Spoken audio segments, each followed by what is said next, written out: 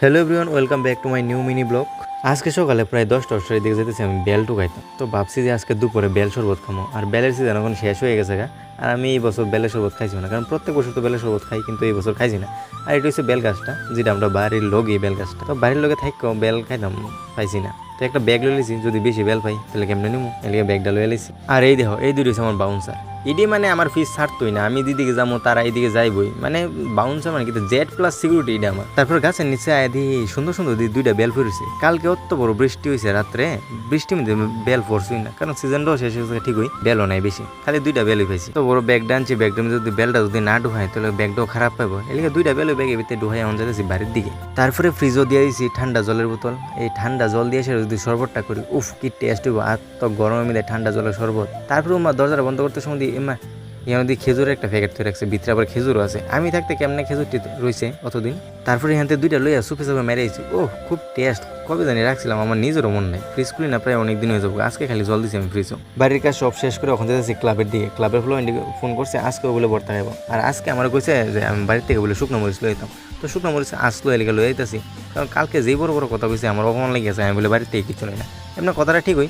যতদিন ভর্তা খাইছি, যতদিন গিয়া আম খাইছি, একদিন আমি বাড়িতে কিছু নিয়েছি না। এলিয়া ভাবলাম বেশি করে শুকনো মরিচ লইয়া জায়গা, তো অনেকদিন যাবত কি ওর বাড়ির থেকে আনন্দ লাগতো না। তারপরে আদি তারা এখানে আম ফাড়াও শুরু করে দিয়েছে, আর আম সবগুলো কাঁচা নাই, কিছু কিছু ফাইকেও গেছে আম।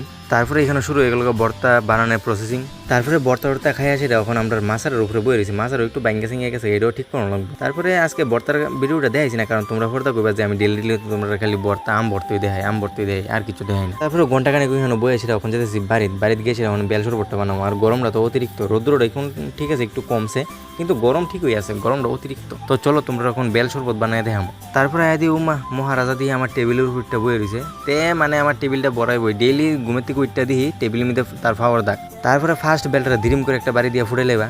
বেলটা ফুটাইলে বেলের ভিতরে যে ইয়েটা আছে এটা লয়ে লেবা। তো তোমরা সবাই তো জানোই বেল শরবত কেমনে বানা, তারপরে কইতাছি আর কি। আর যারা বেল শরবত খাইছো তারা একটু কমেন্ট করে কইছে বেলটা ভাঙে সেটা বেলের ভিতরে যে অংশটা আছে এটা বার করলে একদম পরিষ্কার করে। আর বেলের আঠা দেখলে ছোটবেলার কথা মনে হয় জায়গা, যখন ছোটবেলা আমরা গুড্ডি বানায় উড়াইতাম, তখন আমরা কাঁচা বেলের আঠা দিয়ে গুড্ডি বানায় সেটা উড়াইতাম। বেলের ভিতর থেকে সবকিছু বার করানোর পরে তারপর পরিমাণ মতো চিনি দিয়ে দিবা। তারপরে দিয়ে দিলাম জলটা এমন ভাবে দিবা যাতে শরবতটা একটু ঘন যাতে থাকে। তারপরে হাত দিয়ে সুন্দর করে বেলটিরে মাইকা ছেড়ে একদম জলের লগে মিলে লেবা। হাত দিয়ে মাখনটা দেখলে একটু আনহাইজেনিক মনে হইতে পারে, কিন্তু বেলটা মিক্স করণের মধ্যে হাতেই ইউজ করতে লাগে, আর নাইলে কেমনে মিক্স করবা কম, একটু শক্ত থাকে, কিন্তু অন্য কিছু দিয়ে মিক্স করণটা একটু কষ্ট হয়ে যাবো। তো এটার লেগে হাত দিয়ে ইউজ করতে লাগে, আনহাইজেনিক মনে হইতে পারে, তারপরেও কিছু করার নেই। তারপরে দিয়ে দিব একটু পরিমাণ মতো লবণ, আমি 1 চামচ লবণ আনছিলাম, সবটাই দিয়ে দিয়েছি। তারপরে বালা করে মিশিয়ে এসে তারপরে যে বেলের